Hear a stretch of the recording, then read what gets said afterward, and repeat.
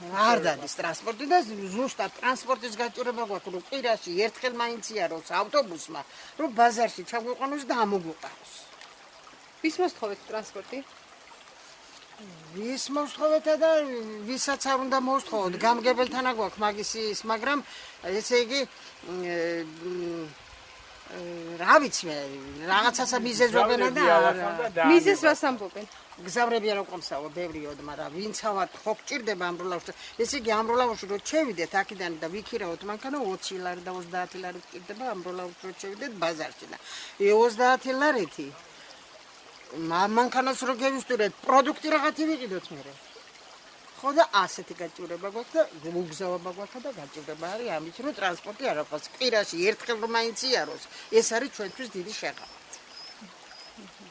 მიყრუებული 30 ლარს ვაზრდი მთავრლაუს ჩასვლას 30 ლარი 25 ლარით მივდივარ თბილისში და აქედან ამბრლაურამდე 25 ლარი უნდა და 30 ლარი მოკლედ ეს სოფელია წაწაღებული აღარაფსა თუ აღარა გზა არ არის არ ჩვენმა გამგებელმა და არც რაიონის გამგებელმა არაფრად არ მიგვიჩნია ჩვენ მოტყიარი მოსპო აღარ არის გავაკეთებთ და არაფერი გვატყუებენ.